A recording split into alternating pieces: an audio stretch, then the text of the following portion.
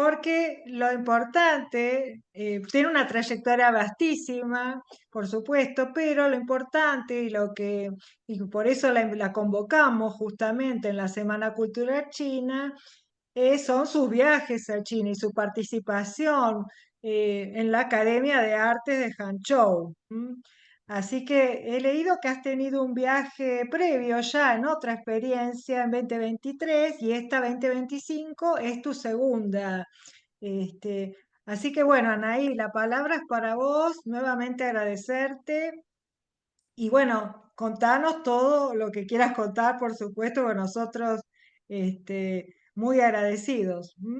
Luego sí va a haber un espacio de preguntas, ¿no? Ahora te dejamos libremente contar tu trayectoria y tu vivencia en este viaje, cómo te convocaron, cuál fue tu experiencia. Bueno, gracias a todos y sobre todo a ustedes de la institución confuciana, a Gloria también que me acercó a ustedes. Y bueno, sí, me interesa mucho que esto se difunda porque en realidad es algo muy importante no solamente para China hacer todas estas movidas así internacionales, sino para todos los países que está reuniendo con estos eventos que convoca a distintos profesionales de todas las áreas y hacer residencias o visitas a lugares importantes de China que tengan que ver con la ruta de la seda. Y efectivamente la primera vez fue en el año 2023, a raíz de una convocatoria que hace la embajada a través de la Universidad de las Artes. Yo me postulo porque en realidad toda la vida, desde hace muchos años, yo soñaba con viajar a China por una serie de inquietudes que yo tuve siempre, todos relacionados con la cuestión del lenguaje y el acto creativo del lenguaje, ¿no? Yo empecé a trabajar sobre estos temas en los años 80 y comencé con la cultura mapuche, pero después fue derivando en otras culturas, relacionando y estableciendo similitudes entre culturas ancestrales en cuanto a formas de pensamiento humano. Y me interesó siempre, como artista, me interesó el gesto creativo. Por eso, desde hace muchos años, todo lo que es la caligrafía china y la forma de entender el mundo a través de la gráfica en China, me interesó muchísimo porque era como una respuesta a todas mis inquietudes sobre ese acto creativo, ¿no? Está muy, muy a la vista cómo es la relación entre naturaleza y el acto creativo del ser humano. Entonces, bueno, me postulé sin ninguna expectativa porque la verdad que no tenía mucho tiempo tampoco. Y bueno, el agregado cultural de la embajada eligió y me seleccionaron y viajamos 84 artistas de todo el mundo, de todos los continentes. eh, Fuimos a Hangzhou, pero ahí nos hicieron conocer todo lo que son las reliquias de Lianshu. Lianshu es una zona, la zona de patrimonio, son todos los reserva arqueológica impresionante vendría a ser el origen de la civilización china en Lianshu. ¿Pero por qué? Porque Lianshu parece ser que fue una de las primeras conformaciones de Estado, en donde había mm, una situación de orden estatal, y control también para el desarrollo cultural de toda una comunidad. Y que también, de alguna manera, favoreció el desarrollo filosófico de la cultura china de esa época, pero también la creación de los primeros signos gráficos que dieron origen más tarde a la caligrafía china. Y que fue, para mí, y por eso me interesaba tanto a mí, fue una gran construcción artística comunitaria. O sea, eso fue construido durante muchísimo tiempo, no por una persona, sino por una comunidad creativa. Entonces, ese acto creativo es el que más me interesaba encontrar la relación de eso con el arte. Entonces, bueno, este lugar, Lianshu, está a 40 kilómetros de Hangzhou y ha sido recuperado hace un poco tiempo en realidad. Y está a la vista todas las reliquias del jade, de las cerámicas, y esas fueron, todas estas riquezas han sido justamente las que hicieron también posible en esas antiguas épocas, estamos hablando del Neolítico, los comienzos de los transportes de mercadería, en este caso el jade o la cerámica, que después también se agregó la seda y otras piedras preciosas, y después se agregaron por la India las especies, o sea, todo lo que fue el tráfico de la ruta de la seda, que es antiquísima, que se fue construida y reconstruida a partir de unos senderos de animales, o sea, los primeros senderos prehistóricos eran de los animales que buscaban el agua en los oasis a través del desierto. Bueno, los seres humanos usaron esos senderos y empezaron a construir esas rutas, ir y venir de comunidades para conectarse, para intercambiar comercialmente, pero también construyendo cultura. Eso es lo que a mí me impresionaba como dato para analizarlo desde el lado de la creatividad, ¿no? Desde el lado del arte y de qué manera todo eso puede servirnos para analizarlo ahora, que han pasado tanto tiempo y que se postula una nueva ruta, ahora con tecnologías y con otros conceptos que son de otros miles de años después, pero que para mí ha sido muy importante descubrirlo en el lugar. Y una de las cosas que más me impactaron fueron esta cosa gráfica de Lianshu, tanto en los grabados como en las pictografías, de estos signos y como líneas que se usaban como ornamento, pero que tarde o temprano fueron a parar a signos. O sea, son líneas ornamentales que se utilizaban en cerámica o se utilizaban en los grabados en piedra, o en jade, en las obras funerarias o ornamentales también, o de utilización sagrada, ¿no? De rituales. Hay un personaje que me pareció maravilloso, que es el Taotí, que yo lo tengo desarrollado, a ver si me deja mi gata que está justo sentada encima. Te lo voy a mostrar porque es una belleza, no sé si lo ven.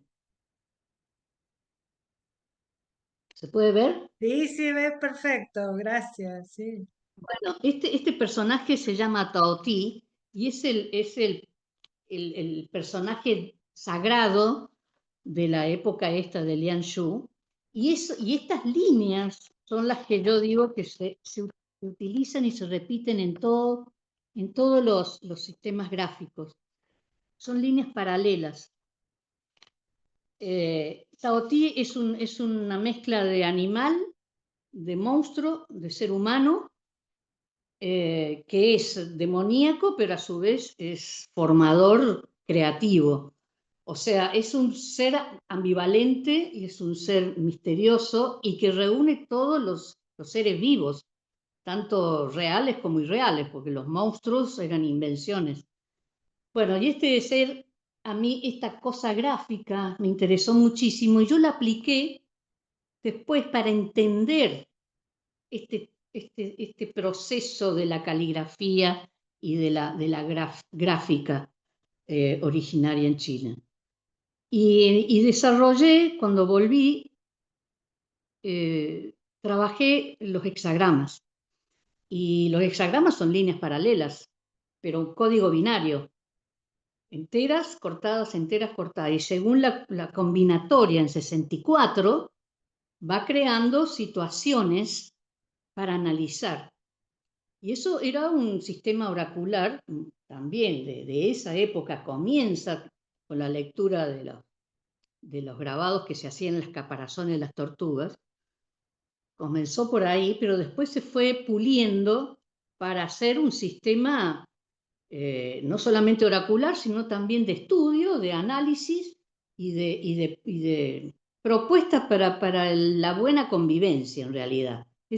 Para eso servía el sistema este de líneas paralelas, que ahora le llamamos todos el I Ching famoso, porque lo hizo famoso Jung, cuando lo lograron decodificar y armar nuevas formaciones de los cuadernos para que Occidente entendiera un poco y lo pudiera usar o interesarse. Pero antes de eso estaban los cuadernos diferenciados y no era muy fácil de acceder al I Ching. Bueno, yo relacioné estas líneas paralelas del I Ching con estas líneas paralelas gráficas y trabajé los 64 hexagramas con una impronta de mancha. Y ahí quise hacer una analogía de este acto creativo de la mancha y la caligrafía con conceptos muy antiguos que tienen que ver con la filosofía. Eso es muy largo de explicar, pero es lo que a mí me entusiasmó, porque inclusive cuando yo llegué de ese primer viaje, yo traje este libro, que es una belleza, que es de esa zona, de Zhejiang. Y empecé a hojearlo al libro y encontré, yo no lo había visto porque en el viaje no tenía tiempo de ponerme a ver estas cosas. Y encontré esto cuando lo leí acá. No sé si ven que es un jarrón y que arriba, acá, hay un hexagrama. ¿Se puede ver? Sí, sí, ¿Lo se ven? ve todo perfecto, gracias, Anaí. Bueno, este jarrón es antiquísimo, es milenario, pero en realidad ya tenía un hexagrama y yo no dice ahí cuál es el signo de ese hexagrama. Entonces lo busqué y es el entusiasmo. Cuando yo leí que era el entusiasmo, ya ahí me decidí a trabajar toda una serie de obras que fueron los trabajos que yo presenté este año, a principio de año, en Córdoba, en el Paseo del Buen Pastor, una muestra que se llamó Rutas, Trazos y el Firmamento.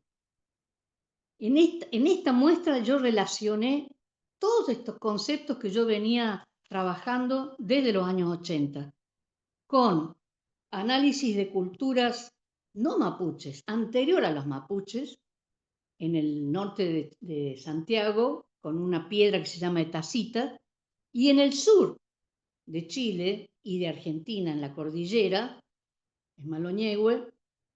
En realidad Maloñehue está del lado chileno, pero está pegado a la Argentina también. Una cueva con dibujos. Yo eso lo tengo de los años 80 y recién este año relacioné las tres cosas. Lo de la piedra de tacita, lo de la gráfica china y lo de la cueva de Maloñehue. Todo con el concepto de las rutas. Porque la ruta de la seda, esto también me enteré en el foro del año 2023 en Silk Road de Guangzhou. Me enteré de que la gente de la academia estaba interesada en relacionar, por lo menos estudiar un poco más esa conexión que había con la línea virtual del paralelo 33, que casualmente conecta la ruta de la seda con el imperio egipcio y atravesando el mar Atlántico el imperio maya.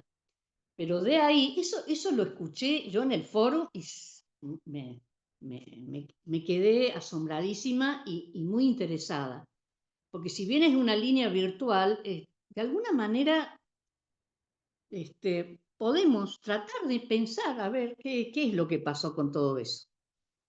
Y yo también lo vinculé a las rutas que bajan desde Mesoamérica, pasando por Centroamérica hasta el sur de América, con la ruta que después se llamó de Viracocha, que es la ruta de los incas, pero antes de los incas también hubo rutas ahí.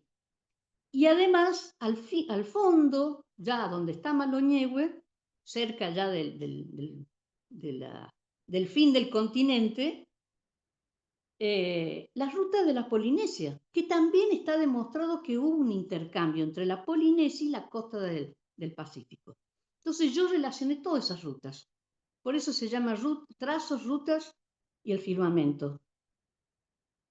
Bueno, yo me quedé con esa muestra y estoy muy entusiasmada con todo lo que se está abriendo de todas estas ideas. No es que cerré ahí, yo sigo abriendo porque quedó en una representación artística, instalaciones gráficas, pictóricas, esculturales, lo que sea, como se le quiera llamar, pero el contenido, quizás el conceptual, está un poquito encriptado. Entonces, yo quiero seguir desarrollándolo, inclusive tengo muchas ganas de hacer ahora una publicación, pero lo interesante es que en esto, en medio de esta cosa que yo sigo trabajando, nuevamente me viene la invitación este año, esta vez del Ministerio de Cultura, de la Academia Nacional de China. O sea, la otra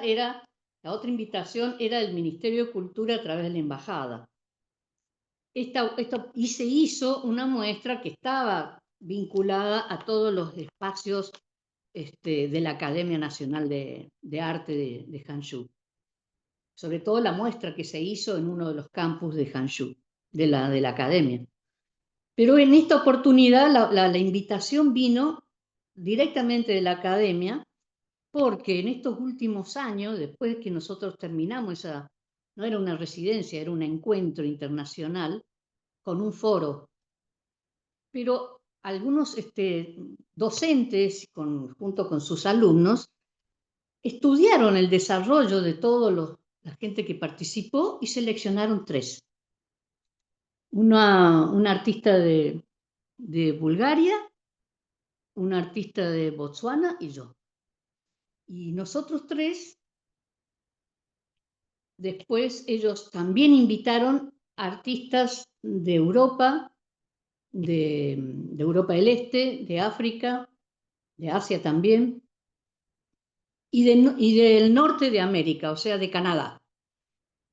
Y en total éramos 10 extranjeros y invitaron también 10 artistas muy importantes chinos.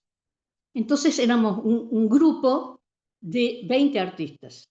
Y en esta oportunidad nos invitaron a conocer la Ruta de la Seda. La otra vez era conocer quizás el material que se trasladaba y el origen del porqué de la ruta. Eso es lo que la otra vez yo conocí, in situ. O sea, conocí las reliquias, por dónde transitaron y lo que iban dejando y lo que iban sacando para comerciar. Pero en esta oportunidad, lo que conocimos, y fueron 6 ciudades que íbamos día por día, durante 10 días, o sea, íbamos a hoteles maravillosos que nos llevaban, pero no desarmábamos la valija, porque al otro día otra ciudad, y así estuvimos 10 días viajando por el corredor de la ruta del noroeste de China, llegando hasta una de las partes más antiguas de la muralla china, en donde ya es otra tecnología de la muralla, no es la muralla que todo el mundo conoce, que tiene barandas, escaleras, estas cosas. No, esta parte de las murallas son reliquias muy antiguas de adobe, de tierra, de arena, como grandes ladrillones inmensos acumulados así, como murallas, pero de piedra, no de piedra, porque no hay mucha piedra, es de arena y tierra. Y bueno, pero son restos. y esa zona está lindando con lo que es Mongolia, Pakistán y el Tíbet.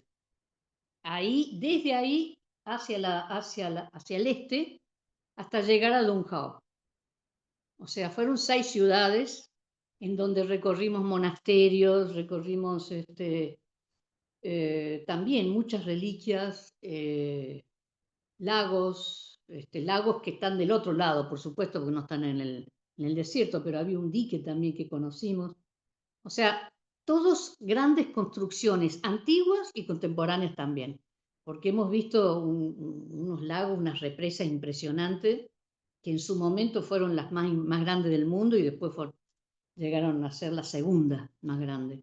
O sea, uno en este viaje lo que logramos y de alguna manera es lo que nos mostraban era el gran trabajo cultural que fue hacer esta ruta y de cómo eso se mantuvo en el tiempo y hoy es otra propuesta también, en donde ya los intercambios son en otro nivel, con otro tipo de vehículo también, que inclusive ahora, bueno, están los satélites, o sea, ahora hay una tecnología que China está desarrollando a unos niveles futuristas que ni nos imaginamos acá.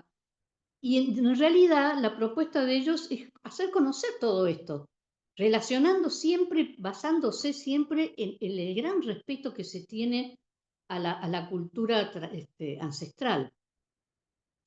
O sea, edificar todo lo que viene a ser el futuro de las comunicaciones, de los intercambios, de las producciones colaborativas que pueda haber entre las comunidades y entre países actuales, pero basadas en el respeto y en el conocimiento profundo, en este caso, de la cultura milenaria de China. Entonces, es como que en este viaje, que inclusive la primera parte fue tomar contacto con todo eso, la segunda parte fue trabajar las ideas artísticas que se nos hubieran ocurrido en el campus de Hangzhou, uno de los campos, porque la academia tiene varios campus, muy, muy hermosos todos. La Academia de Arte de China es impresionante, es maravillosa. Tiene muchísima desarrollo, porque si bien hay una parte que está dedicada más a lo contemporáneo y otra un poco más a lo que es el conocimiento del arte tradicional chino.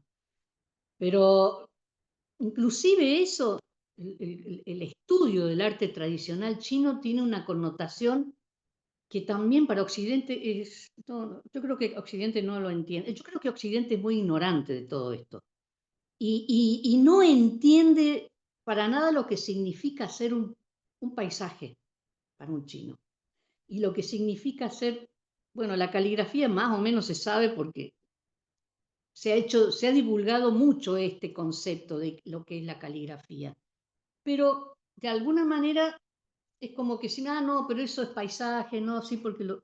Y bueno, pero justamente es lo que Occidente no sabe, cómo es que los chinos toman como el tema del paisaje, no como tema, como nosotros lo tomamos o lo queremos tomar, sino que es como un método de pensamiento, un método de reflexión. O sea, en la academia es esencial aprender a pintar paisaje y es esencial aprender caligrafía. Es esencial partir de ahí para después que hagan lo que quieran. Inclusive arte contemporáneo, se está haciendo también video, animación, arte electrónica, de todo hacen. Pero la enseñanza y el interés puesto en que el pensamiento originario chino tiene tanta riqueza en esa construcción del paisaje y la caligrafía que eso se mantiene como algo esencial para aprender antes que nada. Y en ese sentido también para mí fue muy revelador por ejemplo, fui a ver una muestra en Hangzhou, en el Museo de la Academia, que es una belleza ese museo, que está al frente del Lago del Oeste. Es un lugar hermosísimo y es muy moderno. El museo es una belleza, es precioso.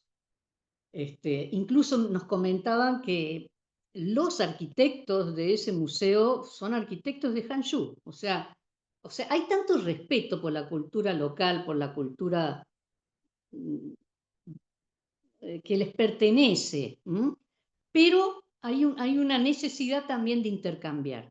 Y lo que vi en esta ocasión en ese museo, ya la otra vez, la otra oportunidad, había visto una muestra de un pintor chino que había mostrado paisajes y pintura abstracta. Era una belleza. Pero en esta oportunidad es una muestra de video y se llama Shanshui Action. Shanshui justamente quiere decir la práctica de la pintura de la naturaleza, de la montaña, del río, del lago, del paisaje. Pero acción, movimiento. ¿Y por qué es de videos? Entonces es impresionante porque es una muestra exclusivamente de video arte, pero que uno, si no se acerca mucho, parecen acuarelas. Realmente parecen pinturas chinas de paisaje y al acercarse, miren, ¿se ve? ¿Se ve? Se Sí, cortó. Se se ve ve perfecto perfecto. todo, no te Ah, preocupes. bueno, a mí me impresionó muchísimo porque yo estuve el día anterior escribiendo unos temas, unos trabajos sobre este tema, y el día que fuimos acá, el curador de esta muestra, que es Gao Xixian, dijo exactamente lo que yo había escrito el día anterior. Acá hay otra imagen.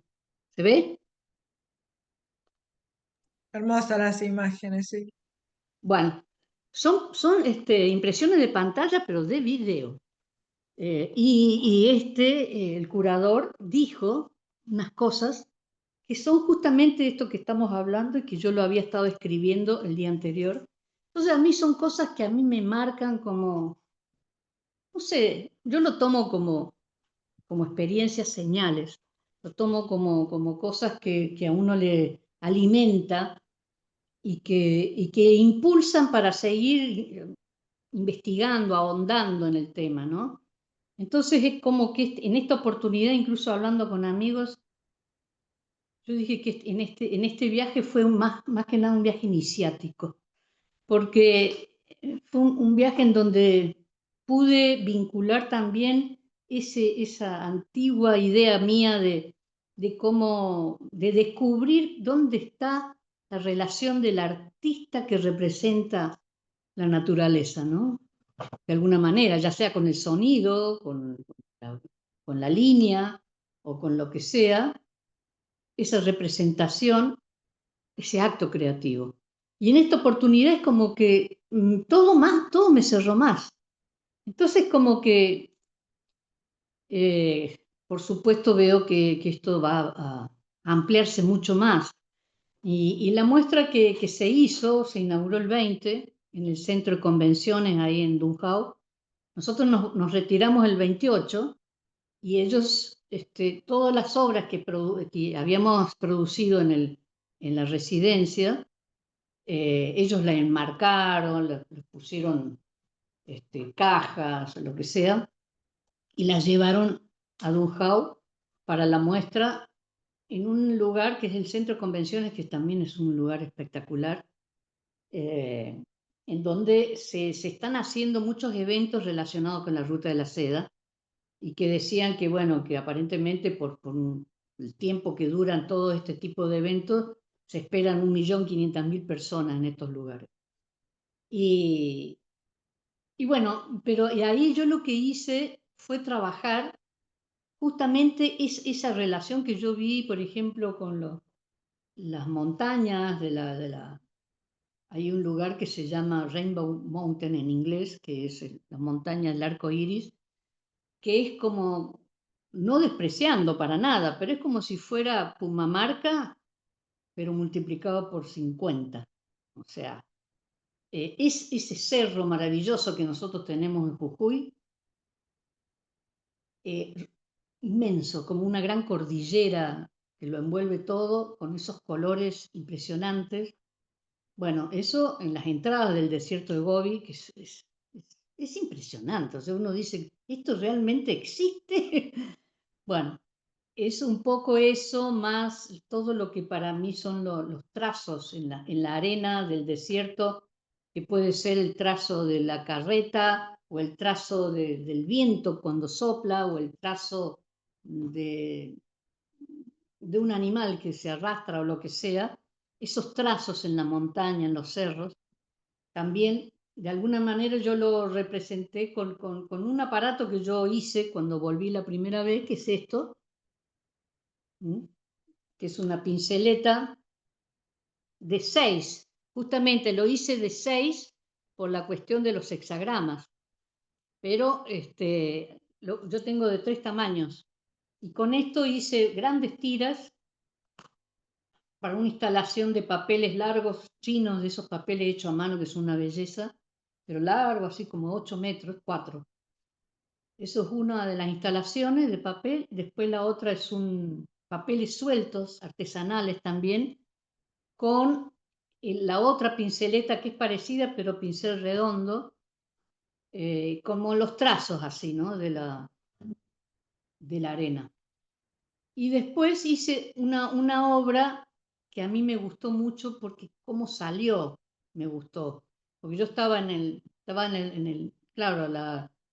el campus, estaban de vacaciones los alumnos, así que no había nadie. Éramos nosotros y algunos más, muy pocos, utilizando las aulas. Entonces cada uno tenía un aula. Y el aula era inmensa y yo tenía unas dos mesas larguísimas. Y, y bueno, ahí me gustó mucho ese silencio.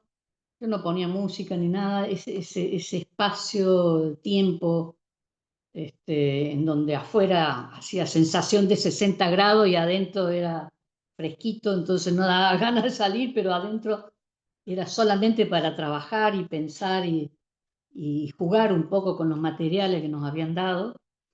Entonces se me ocurrió hacer gestos con papeles, como manitos recortadas, con los gestos de los budistas, de los mantras, porque una de las cosas, conocimos muchos, no solamente monasterios, sino fuimos a dos grutas importantes de antiguos monasterios budistas en donde había los murales y las esculturas talladas en la montaña. Y esta cuestión de los señales así, que son señales sagradas, de conexiones con cosas místicas, pero que sirven justamente para conectarse, para meditar, o para pensar, o para lo que sea, no importa.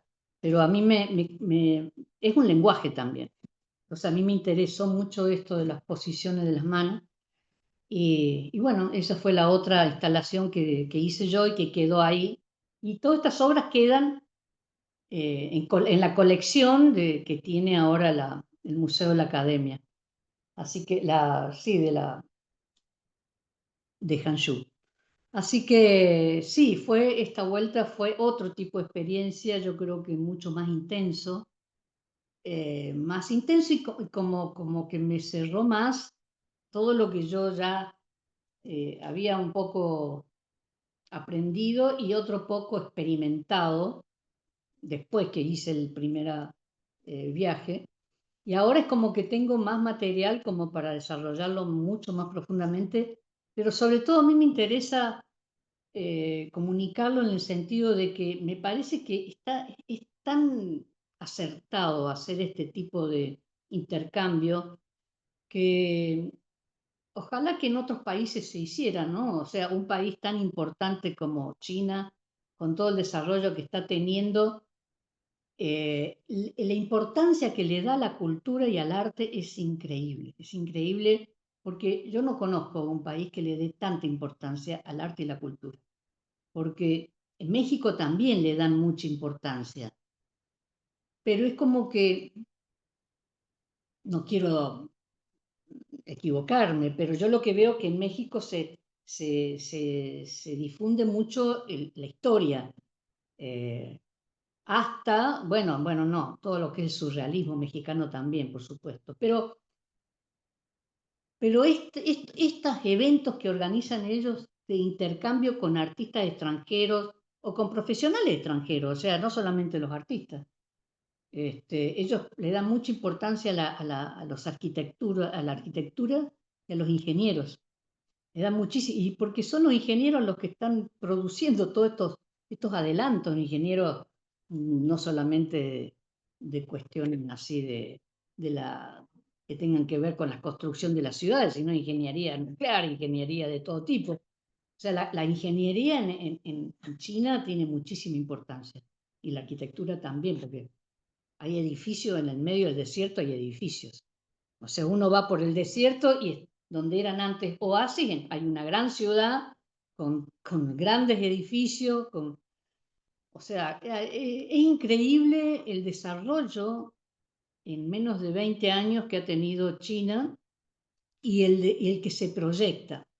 Y todo eso ellos lo quieren compartir y lo quieren mostrar y me parece que ojalá se hiciera en todas partes del mundo esto también, esto de compartir y intercambiar, ¿no?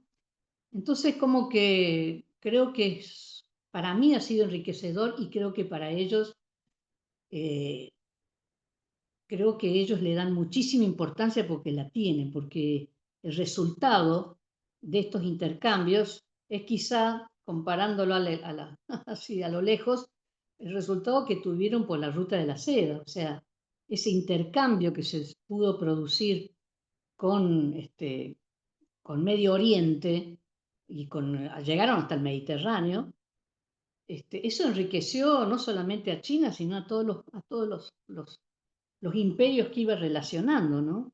Y ahora es como que puede pasar de nuevo y está pasando, por lo menos la intención de que eso suceda.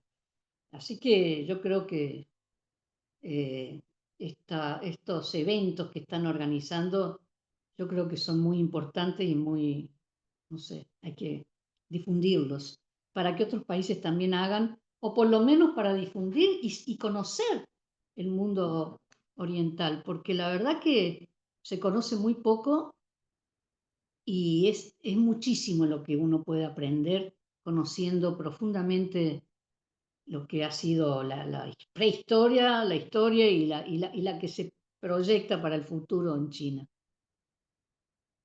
Yo quería mostrar un poco las fotos de esos viajes y algunas cosas, pero bueno, imposible, pero en mi página y en la página en Instagram y en Facebook tengo yo los álbumes, este, está todo, toda la información mía de lo que yo estoy haciendo, lo que hice de esos viajes también en Instagram, así que el que quiera, si quiere, lo pueden visitar. No te preocupes que los vamos a publicar, Anaí, no hay problema. Yo te quería hacer una pregunta y llevarte al tema de tu experiencia en la Academia de Artes de Hangzhou. ¿Cómo fue con los colegas chinos? ¿Qué pudiste experimentar? ¿Qué pudiste ver con los artistas chinos de la academia? Bueno, al principio en el viaje por la ruta, eh, generalmente los artistas chinos hablaban poco inglés. Yo hablo pésimo inglés. O sea, y yo era la única de habla hispana. Claro. Entonces, fue una experiencia importante para mí también eso de la limitación en el idioma es, es muy, muy fuerte. Bueno, eso se acuerda a Gloria, porque Gloria me tuvo que ayudar en alguna oportunidad. Este, mm, pero de todos modos, bueno, en el viaje es poco lo que intercambiamos con los artistas chinos, salvo los gestos que ellos tenían con nosotros, gestos de mucha amabilidad, de mucho, simpatía, pero no mucho diálogo porque ya te digo, o sea, por un lado, algunos saben, por supuesto, saben hablar en inglés, pero como que no les gusta hablar en inglés. Entonces, y menos con alguien como yo que no, ni siquiera hablo bien inglés, ¿viste? Pero cuando estuvimos después, cuando fuimos a Hangzhou, ahí hubo más intercambio, porque visitamos talleres de algunos, y porque, bueno, se producían algunos encuentros en el Museo de Hangzhou, nos hicieron una cena muy linda, y ahí se hablaba más, se intercambiaba más, y después fuimos a talleres también, estudios de ellos, que es magnífico. Y a mí me pareció que, bueno, que también, o sea, para mí me asombró ver el trabajo de ellos en sus estudios, porque al no haber hecho intercambio, un diálogo antes, yo no me imaginaba cómo sería su trabajo. Aunque en Dunhao estuvimos en una de las escuelas muy, muy linda en Dunhao, una escuela de arte relacionada con la academia, pero más chica. Y en realidad ahí son artistas chinos que trabajan en base a la herencia de la pintura china, ¿no? Y es una escuela, creo que de caligrafía y pintura. Y también tengo un libro precioso de arte contemporáneo basado en pinturas, suponete, de los murales, de estos murales budistas, que así una factura espectacular, buenísima, excelente las pinturas. A mí me hizo acordar a muchos artistas de acá también, que hacen, no un realismo, es un realismo entre comillas, este, muy exquisito, ¿no? Y bueno, en estos artistas de Dunhao que yo vi, esta escuela, eh, las pinturas muy, muy hermosas, de muchísima calidad artística. Y en Hangzhou ya ahí se ve más arte contemporáneo, arte más, no contemporáneo, arte más abstracto. Y por ejemplo, también me asombró mucho cuando estábamos visitando uno de los talleres de, ¿cómo se llamaba? Jun Shou, que es uno de los artistas que también participó en la organización de esto. Es profesor de la academia y es un artista muy importante. Eh, y él estábamos viendo todas las obras que él estaba trabajando para esta muestra también. Y me llamó aparte, me dijo Madame, y me mostró lo que estaba haciendo y me mostró las constelaciones que estaba trabajando. Y yo lo miré por diciendo, ¿cómo sabe que a mí me interesaba el tema? Y dice, no, no, no, porque nosotros sabemos que ustedes hacen. O sea, cuando ellos han invitado, conocían a quienes estaban invitando y se ve que él ha visto algo de las muestras que yo hice o que por lo menos el tema que yo trataba o que me interesaba porque me mostró lo que él estaba haciendo y quedamos en que en algún momento me va a mandar algún material relacionado con las constelaciones chinas que yo estuve buscándolo y yo le dije que yo lo estuve buscando porque quería fabricar una constelación inventada, ¿no? Pero ver cómo era eso. Y, y encontré solamente un dato y que yo se lo consulté y me dijo, no, pero no es tan así. Bueno, quedó en mandarme algún material. Y entonces ahí vi en esta otro tipo de relación como la sencillez de esta gente también, que son grandes artistas, pero además internacionales, que exponen en todas partes del mundo, en bienales, lo que sea, y tienen un trato tan sencillo, eh, para nada soberbio, que estamos un poquito acostumbrados en Occidente. El arte está muy relacionado con la soberbia y con el elitismo y con una serie de cosas. A mí me impresionó como todo lo contrario allá. Ojo que también me puedo equivocar porque yo no conocí todo China, pero lo que conocí me pareció así, que es la pregunta que vos me dijiste. ¿Cómo me había parecido los artistas chinos que yo conocí? No, Y no, genial, claro. en este caso, el curador de estos videastas esa muestra me pareció, yo he visto muestras de video fantásticas, pero esta muestra que vi de Hangzhou me pareció colosal, colosal, así. Era para sentarse y no pensar en nada y mirar cómo caía el agua así de las cataratas, así, tiqui, tiqui. Una belleza, porque instalación, no era mostrar en una pantalla el video, que es lo que uno está acostumbrado. Y ahora con todo lo que es la instalación inmersiva, también ahora hay producciones así. Pero esto era más que nada una muestra en donde las pantallas tenían un formato de pictórico. Por ejemplo, a la entrada eran 3 pantallas, pero eh, rectangulares, pero muy, muy largas. Suponete, no sé, habrán tenido 2 metros de ancho o 2 metros y medio y por 6 metros, 7. Entonces eran 3 paneles larguísimos que yo no he visto pantallas con ese formato, 3 a la par, en cascadas que se movían. Entonces uno entraba a la entrada del museo, era una cascada. Y eran 3 cascadas diferentes puestas juntas en 3 pantallas altísimas y con un ruidito muy suave de la agüita que cae así. De una sutileza, de una belleza. O sea, yo creo otra de las cosas que me impresiona a China es el concepto de belleza que tienen, que es absoluto, ¿no?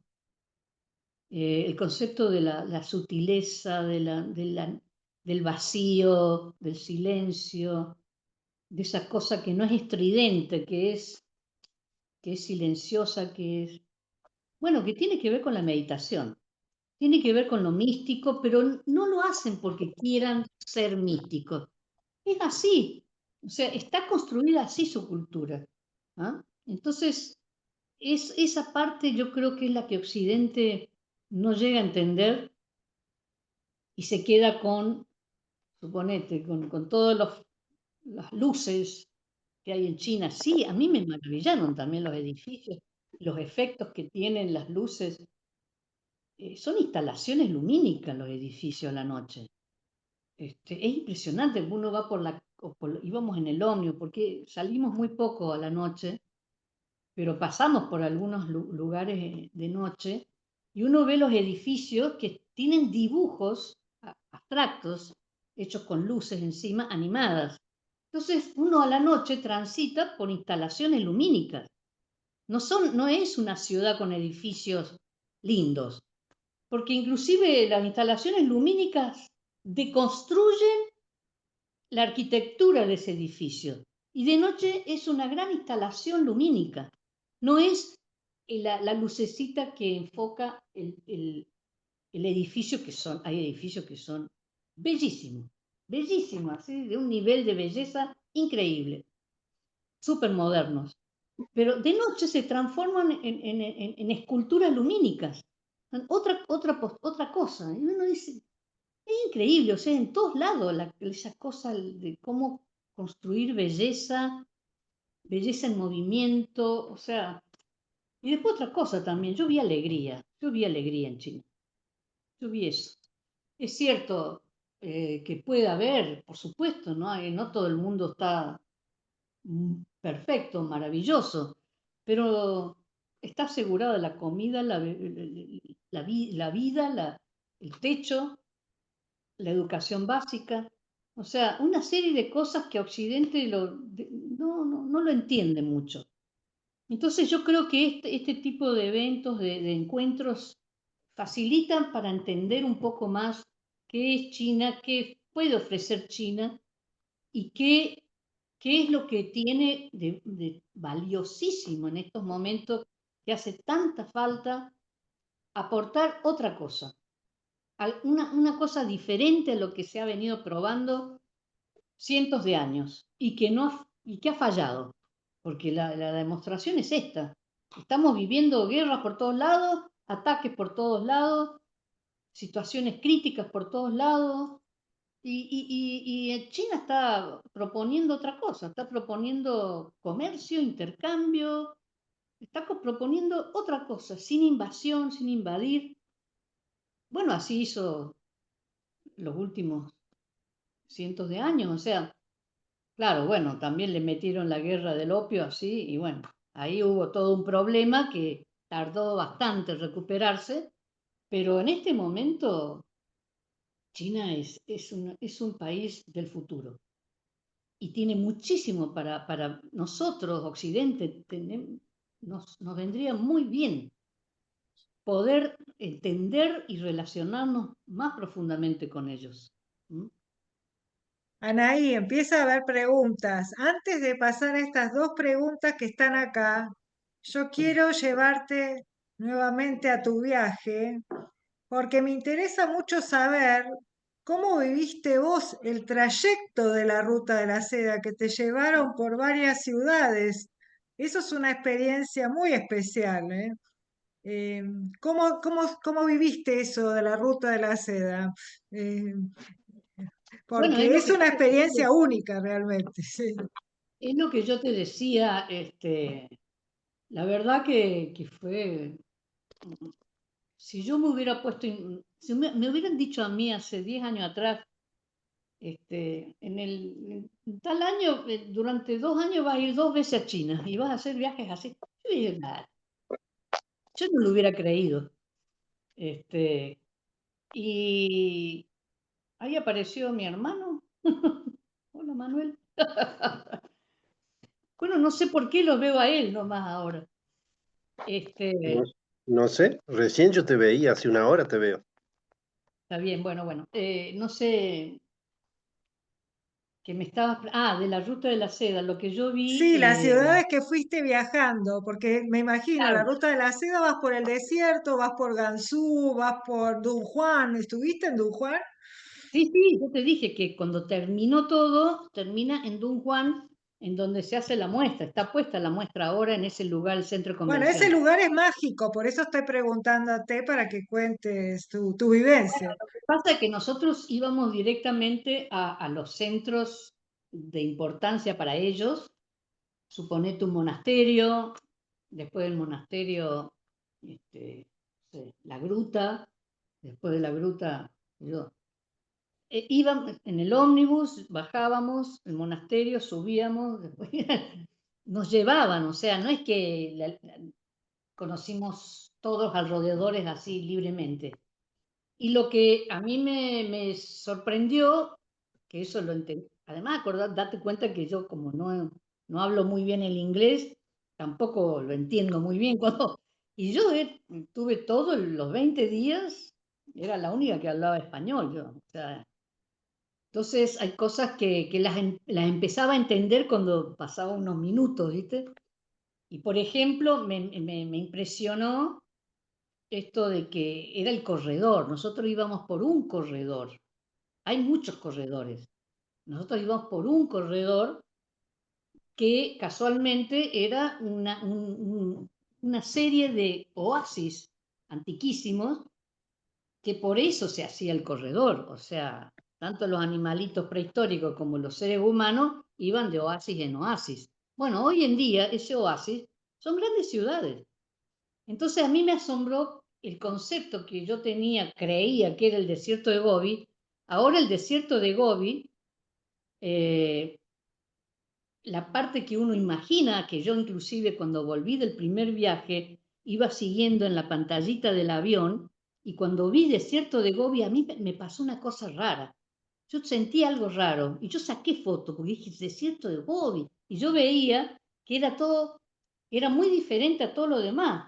Entonces dije, claro, pura arena, puro... Bueno, no es así. O sea, hay una parte, claro que es desierto total, pero hay los oasis, no, son grandes ciudades. O sea, y hay otra cosa que también no me imaginaba y que fue una experiencia impresionante, en donde están las puertas estas los pasos de la montaña, de la muralla china, la última parte cerca del Tíbet y cerca, no del Tíbet, de Mongolia. eh, Ahí hay un lugar hay unos pasos en donde antiguamente tenías que pedir permiso tenías que tener una credencial, una licencia para pasar, una licencia para estar, eran pasos militares. Entonces nos hicieron una representación, ahí hay toda una reconstrucción de ese lugar militar que era el paso hacia el desierto. Entonces había la representación me impresionó porque estos tambores, uno se iba acercando, esos grandes tambores chinos que te retumban en el cuerpo, que es una maravilla. Y después cuando nos pararon, vendría a ser el militar que dejaba pasar a la gente, decía cosas en chino que nadie entendía, pero que después me explicaron que algo así como que cuando uno va a entrar por la primera puerta, le dicen algo así como que vas a pasar, vas a dejar tu casa, vas a dejar tu ciudad, vas a dejar tu familia, entras a otra historia, no sé, algo así. Y cuando pasa la segunda puerta, ya cuando se iba hacia el desierto, la caravana o lo que sea, le decían, bueno, a partir de ahora estás completamente solo en el mundo. Y lo dejaban pasar, ¿viste? Era una cosa que te emociona, o sea, vos te imaginas en esa época atravesar el desierto con lo que significaba eso, para llevar javes, llevar seda, pero caminando tantos kilómetros andando, y bueno, y encontrarse con ese tipo de viaje, ¿no? Y esa percepción a mí me impresionó mucho, porque bueno, uno se la imagina. Y yo tengo esa capacidad de imaginación que por momentos es impresionante en el sentido de que cuando me explicaron eso, yo sentí una emoción muy grande y se me saltaron las lágrimas. O sea, yo sentí la emoción de ese silencio en el desierto. Decir, bueno, a partir de ahora esa persona no iba a estar completamente solo en el mundo. Y si no tenía las suficientes cosas para sobrevivir, se podía morir en el intento. O sea, nada, que fue una experiencia para mí iniciática. O sea, ese camino por la ruta fue una reconstrucción de lo que debe haber sido ese andar por la ruta de la seda, y conocer lo que cada espacio, por ejemplo, nos explicaron también de que, claro, la muralla, según por dónde estás, es el material con que está hecho. Entonces, bueno, una serie de cosas que uno cuando no lo conoce se hace una idea y después te asombra, y te impresiona porque son muchos kilómetros.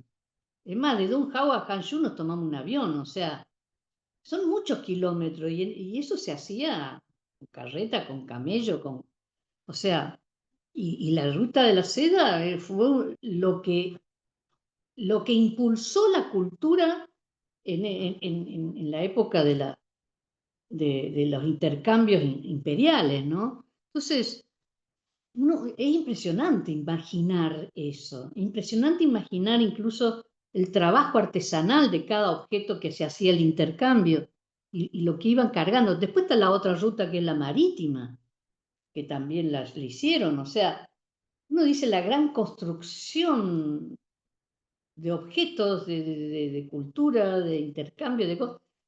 Es como que sobrepasa lo que uno sabe, o que imaginó, o que le informaron.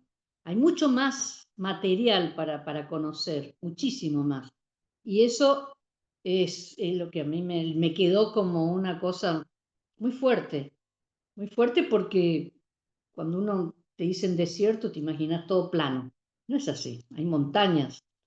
Te dicen desierto y no te imaginas que hay una ciudad o que hay grandes plantas de propulsión eólica para sacar energía eléctrica para todo el país. Ahora, por supuesto.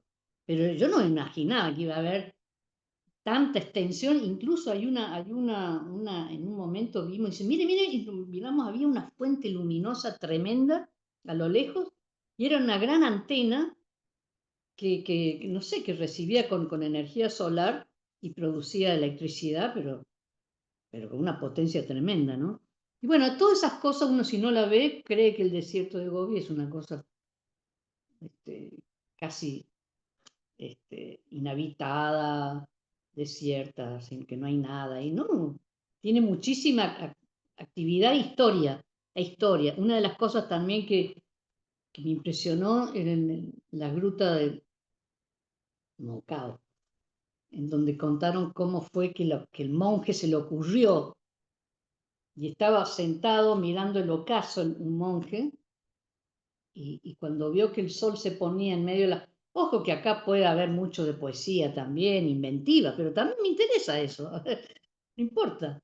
Bueno, Anaí, estás para escribir un libro, sobre tu experiencia en la Ruta de la Seda. Sería muy interesante, porque inclusive podés contar vivencias con fotos, con dibujos tuyos. Yo te tiro la idea, ¿eh? Hacelo no, porque muy interesante va a ser. Mm.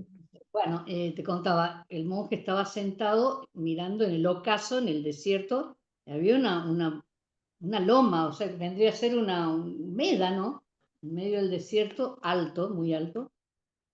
Entonces, y el sol se lo tragó este médano así, porque tenía como una, un entrante, y el sol se metió adentro. Entonces dijo, ahí voy a hacer el monasterio.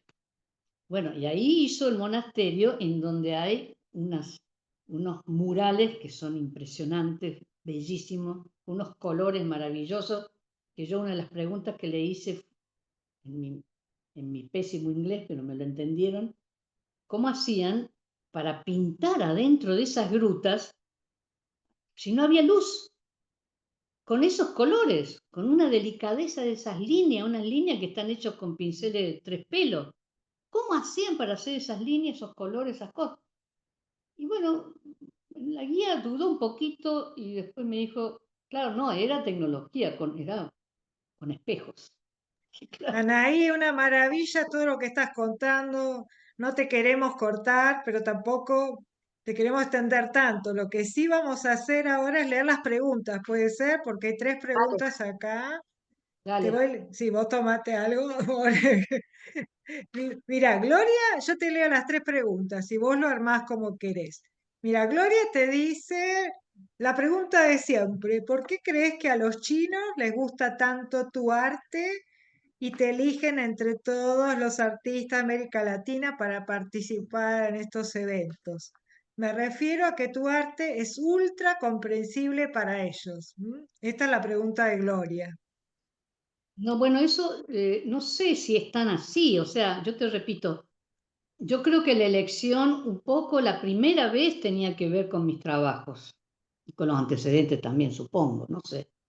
Nunca me explicaron muy bien, pero la segunda vez yo creo que más que por los trabajos es por la actividad que uno tenía.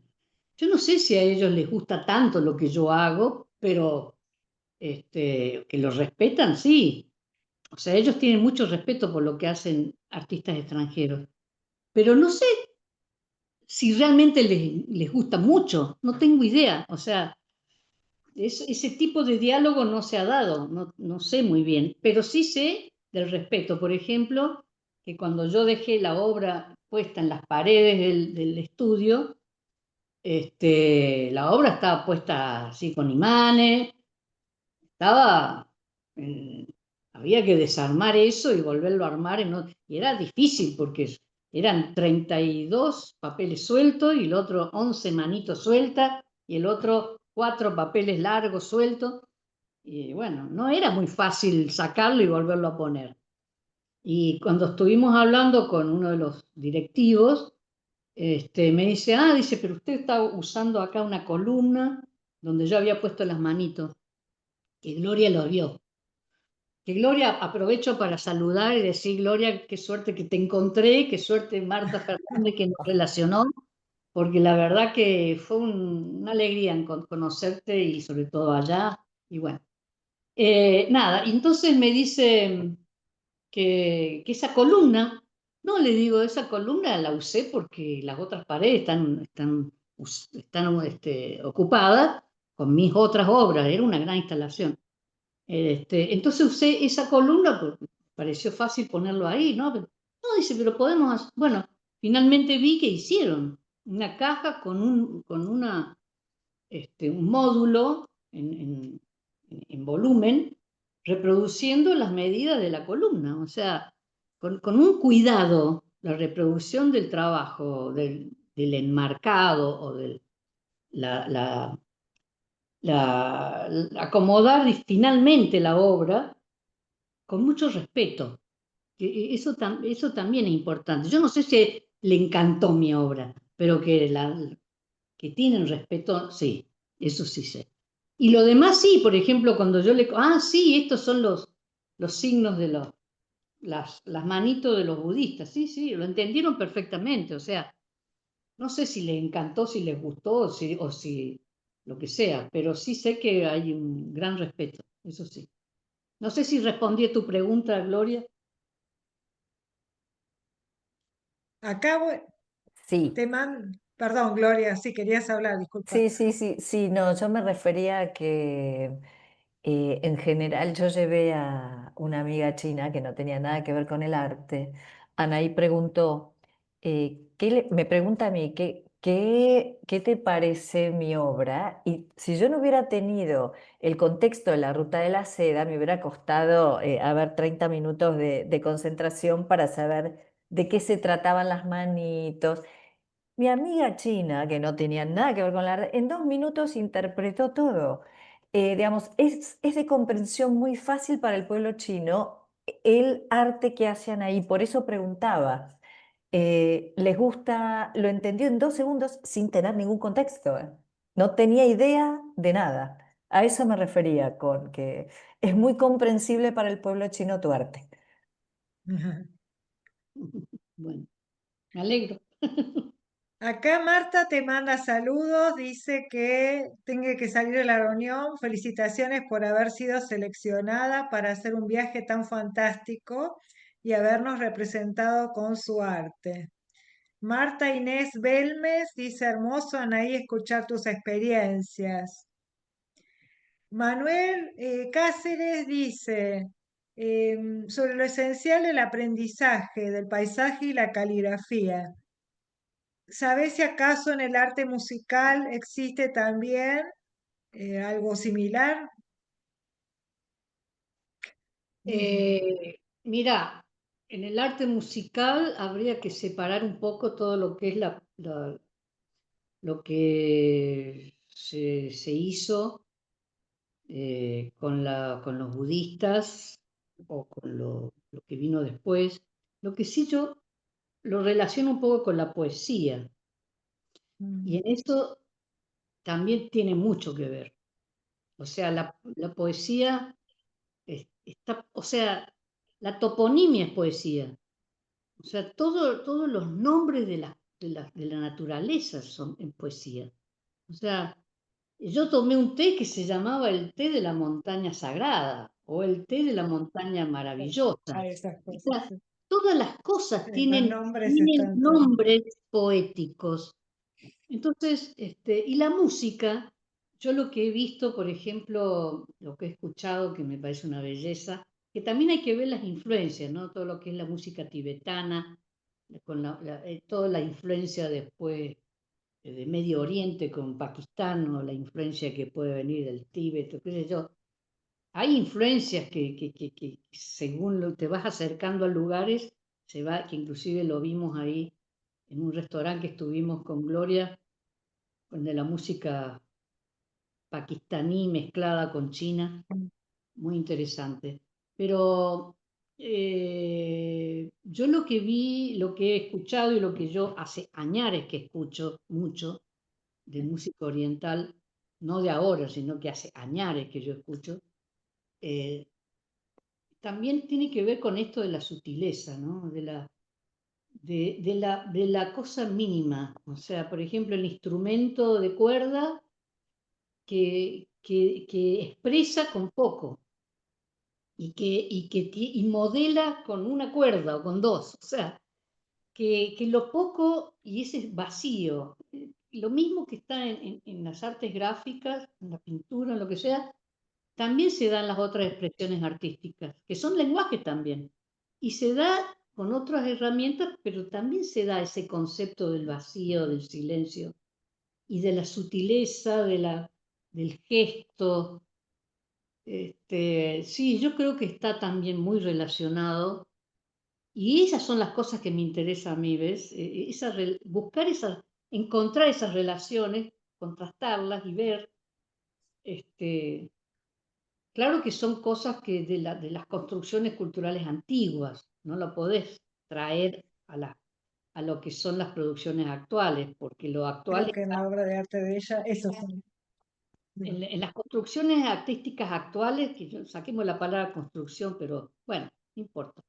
En todos los trabajos, que tampoco iría al trabajo, sino que en todas las representaciones o actividades artísticas actuales, tiene esa intersección con lenguajes contemporáneos de otros lados. Al tener internet y tenemos otro tipo de comunicación, ya no es tan identitario de un solo lugar. Entonces, ahora es como que es diferente, pero sí, lo antiguo, sí, yo creo que tiene la misma relación, ese silencio del espectador en la naturaleza, y cuando yo lo relaciono, que lo hablé la otra vez con un amigo, que no solamente es amigo, sino que ha sido mi gran intérprete para escribir prólogos y presentarme en las exposiciones, que es Jorge Pinedo, y hablábamos de esto, y yo le dije sobre la onomatopeya. O sea, yo creo que la onomatopeya en el lenguaje oral es lo más parecido a esa creatividad primigenia de imitar la naturaleza de alguna manera. O sea, en el lenguaje la onomatopeya es con un ruidito representar alguna cosa, ya sea el ruido de como canta un pájaro o el ruido de la tormenta o lo que sea. Bueno, yo le comentaba, yo estaba en China y hablando con Jorge le dije, ¿cómo sería en pintura la onomatopeya? Porque no es el realismo, no es el realismo, es otra cosa. Y yo creo que es el arte chino, que no es el realismo que nosotros occidentales conocemos, ni mucho menos el hiperrealismo, tampoco es el hiperrealismo, pero sí es esa cosa mimética. Y yo casualmente, no casualmente, uno de los profesores me regaló, que el mismo Jun Shao, me regaló un libro que él produce para sus clases, que se llama Mímesis, que con eso enseña el arte occidental a sus alumnos orientales. Se llama Mímesis, y están reproducidas obras de arte occidentales. Y yo, si hubiera tenido más tiempo para hablar con él, le hubiera preguntado por qué puso ese nombre, pero da para charlar muchísimo más. O sea, incluso nosotros en la cátedra hicimos un trabajo de investigación que se llamó Del dato a la materia, y que nos basamos en un libro no de un chino, sino de un coreano, que es Byul-Chul Han, que se llama Shanshai. Y Shanshai es la copia china. Y Byul-Chul Han analiza cómo la mentalidad china, cuál es el sentido de la copia para el chino y diferente del occidental. Y eso para mí es muy interesante analizarlo, que no se puede rápidamente, es muy profundo y muy interesante, y creo que tiene que ver con esto de la onomatopeya, esta cuestión de querer representar el paisaje sin ser hiperrealista, no es fotográfico. Por más que este video parece una acuarela, no parece una foto, ¿entendés? Estos videos que yo vi eran acuarelas. Y las acuarelas no son fotos, son acuarelas. En cambio, el hiperrealismo son casi fotos. O el realismo es una representación realista de lo que estoy viendo. Pero ellos no hacen eso. Ellos hacen una representación meditativa de lo que ven. Es meditación. Y en esa meditación hay un gesto creativo, y ahí viene la caligrafía, de ahí está el gesto, ahí está la pincelada, ahí está la agüita, el agua que se absorbe en el papel, esas cosas, ese fluir. Y que eso es lo que hace característica la pintura china. Sobre todo la tinta, ¿no? Sobre todo, porque el comportamiento de la tinta en el papel tiene mucho también de la tinta, no del pintor, sino la tinta se comporta así en el papel y el papel se comporta así con la tinta.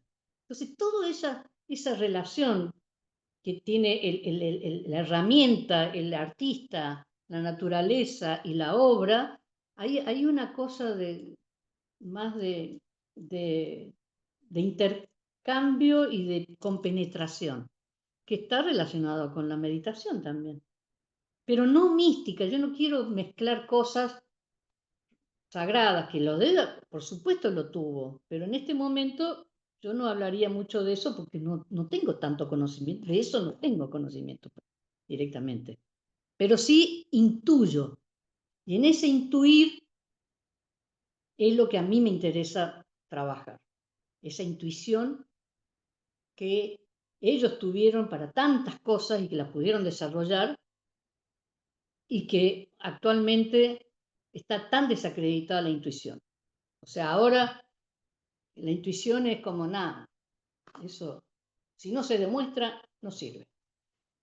No, la intuición, yo creo que es justamente qué es lo que plantea Byung-Chul Han y Yu Hui también. Yu Hui, que es un filósofo chino, que es uno de los filósofos más importantes del momento, y es chino, y es joven. No sé si llega a 50 años. Yu Hui es uno de los filósofos más importantes del planeta y hace estudios sobre arte, sobre ciencia, sobre tecnología, sobre lingüística. Bueno, y con él también trabajamos en la cátedra. Y él dice de que el arte realmente puede aportar algo diferente a lo que hasta ahora se ha desarrollado. Y yo creo que son momentos para probar otra cosa, porque hasta el momento todo lo que se hizo no ha servido. Sobre todo a esta cuestión de la convivencia de los seres humanos en paz. No ha servido. Entonces, vamos a ver, no sé, yo creo que si hacemos todo un poquito más de intencionalidad en las relaciones entre ciencia, arte, tecnología, podemos aportar nuevas ideas. Y un poco parece medio iluso decirlo, no sé, pero yo creo que en este momento hace falta traer un poco de ilusión al mundo y hace falta traer un poco de darle más valor al arte y a la intuición y a la creatividad y dejar de lado todo lo que es la cosa racional y sumamente tecnócrata. tecnócrata. Eh, no sé, por ahí me voy por las ramas, pero me entusiasma pensar de que hay una salida por ahí. Y bueno, el nuevo proyecto que tenemos en la cátedra, que yo ya me estoy yendo porque me jubilaron, pero el último trabajo de investigación es se llama Horizontes Posibles, papel del arte para un futuro probable. Y justamente yo creo que pasa por ahí, pasa por una visión más filosófica, más humanista, más artística, más creativa y menos especulativa, comercial y tecnócrata y nada. No sé si contestó la pregunta, me fui para la rama, me parece. Oh, fascinante, Anaí, todo lo que contás. Esto por suerte está grabado porque lo van a poder ver todos de nuevo y mucha gente difundirlo. Porque bueno, estás dando cátedra, efectivamente, no solo de tu vivencia, sino de todo el conocimiento que tenés y bueno, todo lo que pasa, la filosofía del arte chino, la comprendés muy bien porque la estás contando de una manera increíble y eso creo que tiene que ver con la pregunta de Gloria, ¿no? De por qué te eligen. Porque aunque seas modesta, digas que recién conoces o que no sabes tanto de China y demás, todo lo que has hablado realmente con puntos de encuentro con la cultura china y con la filosofía china. Así que yo creo que los chinos y la academia que te ha invitado ha reconocido todo esto. Y en tu obra tiene mucha síntesis. Vos hablabas de la síntesis en la música, ¿no? Del sonido que se desprende de una cuerda sola o de dos.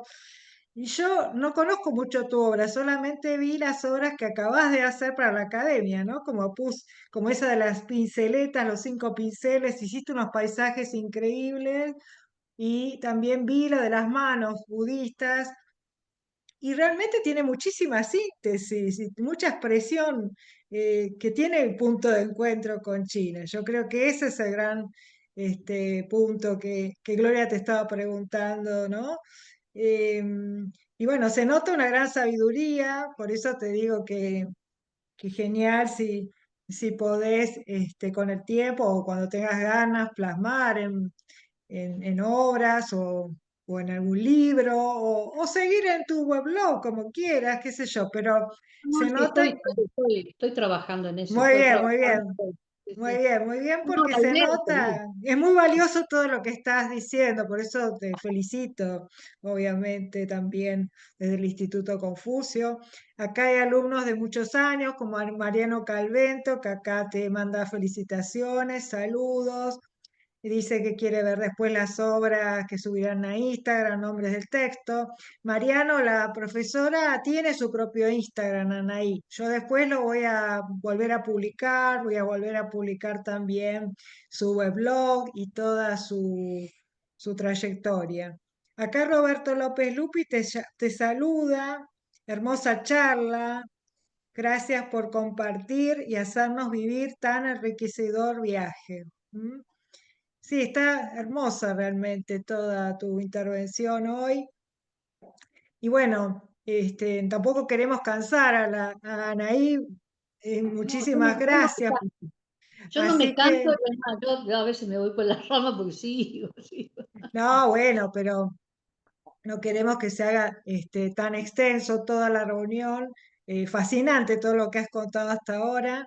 Si alguien tiene alguna última pregunta, la hacemos hoy. Después ya, ahora, después ya vamos a ir cerrando. ¿M? A las 8 cerramos el Zoom, así que quedan 15 minutitos para si alguien quiere hacer preguntas, comentarios.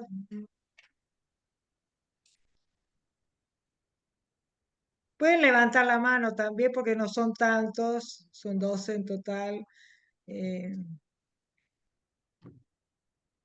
Si no, bueno, te dejo. Si no hay. Ah, casi hay una. La importancia de la caligrafía y su relación con el arte. A ver. Algo ya fuiste contando en la charla. Santiago, es muy. ¿Qué valor tiene hoy el día el arte en China? Ya he ido contando todo esto en la charla. Igualmente, Anaí, si querés comentar algo más, por supuesto que está a tu derecho a réplica. Bueno, hay dos cosas que quiero comentar. Sí, Yo he hablado esto, algunos me han preguntado, ¿no querés estudiar chino? Y yo he dicho, no, no no, puedo, no me da el tiempo. Me hubiera encantado hace 30 años atrás, pero sí un poco quiero la seguir puerta. investigando todo Necesito esto, aire. quiero Bueno. seguir investigándolo. Y otra cosa, yo le pregunté cuando estaba en el desierto, después de andar 2 horas caminando, encontramos un lugar, nos sentamos y había que hacer bocetos.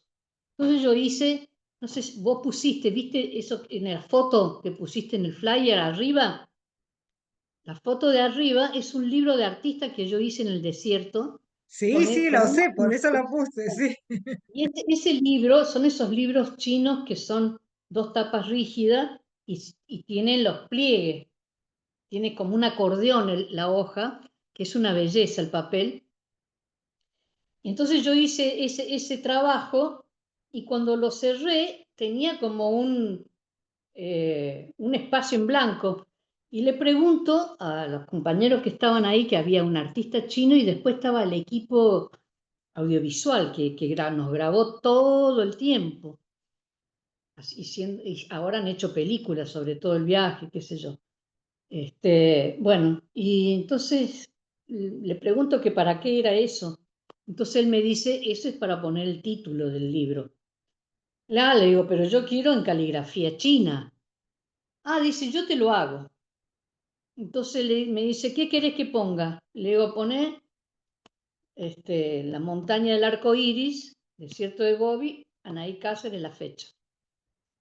Entonces me lo escribe. Dice, yo sé caligrafía. Ah, le digo, ¿y cuándo estudiaste? No, sí, yo estudié mucho. ¿Cuánto tiempo? 15 años. 15 años. O sea, una cosa es imitar la caligrafía, otra cosa es tener el machete y hacer lo que es ahora el simplificado chino. Otra cosa es aprender a hacer caligrafía, que antiguamente eran, no sé, la cantidad eran, no me acuerdo, me puedo equivocar ahora, la cantidad de kanjis que había. Que lo aprendían, era todo un aprender, pero no era como aprender ahora nosotros cuando vamos al colegio o cuando fuimos, cuando éramos chicos, a leer y escribir. No es lo mismo, porque antiguamente el ideograma era idea, no es alfabético, no era, ahora sí, ahora ya es simplificado de otra cosa. Pero la caligrafía antigua del mandarín era idea, es una idea. Entonces, es muy difícil. Hay que saber filosofía para transcribir una idea y que la entienda otro, con un signo. Y eso es, por eso me interesó a mí como gesto artístico y creativo. Porque esa creación de una idea, no de una letra, que es lo que decíamos puso Pinedo, que yo le había comentado de que la caligrafía es más profunda, o sea, el ideograma es más profundo que la letra. La letra es una letra que forma parte con otra y otra y otra, forma una palabra, pero el ideograma es una idea con una gráfica. Yo tengo un libro de lingüística chino de los años 90 que me lo compré para empezar, para meterme en el tema, que es una belleza, que es un libro producido por el Ministerio de Cultura chino para los lingüistas, en donde está la historia, bueno, no lo tengo acá cerca porque si no se los mostraría, está la historia del ideograma, desde los primeros signos en donde hay una persona que está sentada en una piedra, suponete, por decirte algo. Y después de 1000 años, ¿cómo es ahora ese ideograma?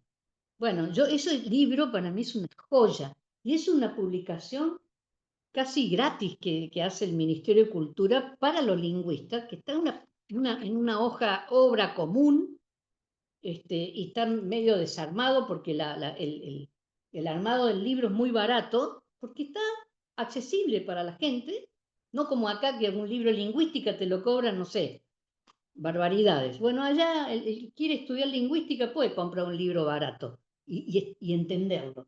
Si me esperan 2 segundos, se los muestro. ¿Me esperan?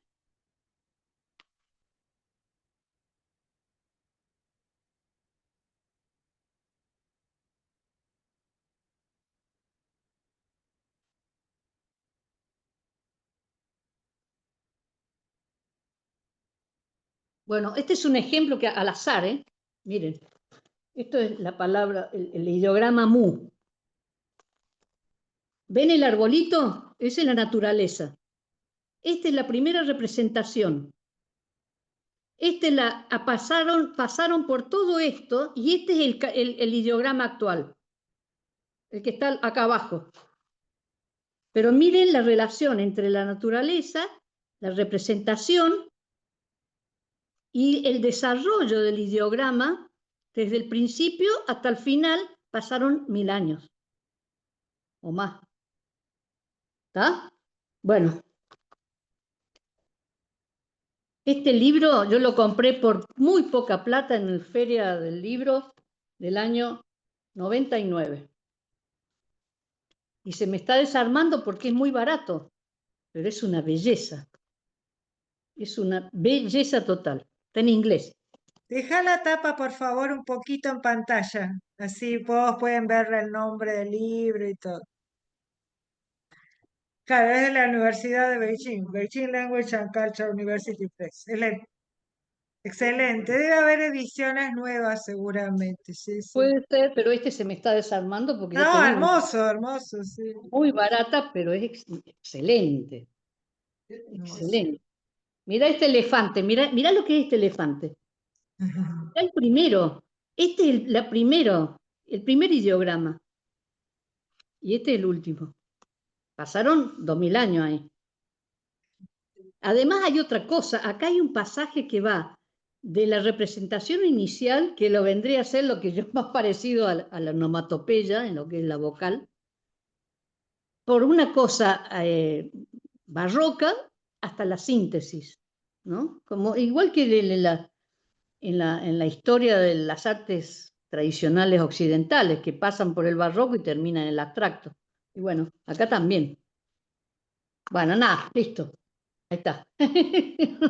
Bueno, Anaí, un gusto, la verdad, escucharte. Estaríamos horas. Tenés que armar tus propios seminarios, evidentemente, sobre arte y cultura china, con tu experiencia, porque bueno, y seguir avanzando con todo esto. Porque se nota que te apasiona, se nota que realmente captaste muy bien el espíritu chino y la cultura, se nota que hace mucho estás metido, porque bueno, este libro, aunque vos digas que no estudias chino, ya saber un poco del tema de cómo son los caracteres, su evolución histórica, ya es una punta de estudio del idioma chino también. No nos quedemos solamente con la lengua en cuanto a su gramática o en cuanto a otros aspectos. Ya entrar por el mundo visual, que es tu mundo, y gestual, como dijiste, vos arrancaste esta charla con el tema del gesto, eso es muy importante. Y bueno, para la cultura china, obviamente, donde el arte y la caligrafía están integradas, pensemos que las pinturas chinas siempre tuvieron una sección donde se aplica la caligrafía y se aplica el arte del sello, o sea, son artes integradas muy importantes. Y ya se ve que vos, aunque digas que, bueno, no, estudiar chino, qué sé yo, ya estás muy metida con todo eso. Desde tu punto de vista, por supuesto, como artista visual, como profesora, ya se ve también todo tu conocimiento y tu aporte a la filosofía. Así que bueno, un placer enorme esta charla. Eh, no sé si alguien más quiere hacer alguna pregunta o comentario. Si no, vamos a ir. Sí, estamos cerrando, Mariana, un gusto. Hemos mandado tus saludos también. Así que vamos a vamos a ir cerrando esta charla, agradeciéndote, Anaí, nuevamente por tu aporte a esta Semana Cultural China. ¿M? Contás con nosotros, con el Instituto Confucio en el EP Jisu, para difundir todo lo que quieras. Encantadísimos, te valoramos muchísimo y te queremos seguir acompañando. ¿M? Así que No, bueno, gracias a ustedes, la verdad que ha sido un placer. Y bueno, en algún momento nos reuniremos de nuevo. Gracias perfecto, un a todos gusto los que enorme. participaron, que yo no he podido ver quiénes fueron ni nada. No, no, yo te voy a mandar el video, estoy sacando algunas fotos digitales que te puedo compartir también, no hay problema, te voy a ir mandando toda esta información mañana. ¿M? Dale, dale. ¿Vos estás en Córdoba, Anaí, o en Buenos Aires No, viviendo? yo hace 32 años que vivo en Buenos Aires. Ah, buenísimo. Bueno, no va a faltar oportunidad entonces que te visitemos en algún momento en Buenos Aires Dale, también. encantadísima, Bueno, encantadísima. bueno, un Bueno, gusto enorme y saludamos a todos. gracias, gracias y perdonen al principio que estuvo bastante No, no, complicado. para nada, nos preocupamos, esa es la verdad. Así que me alegro muchísimo que hayas podido finalmente contactar. Dale. Un abrazo para todos, muchas gracias y bueno, nos vemos pronto, en algún momento.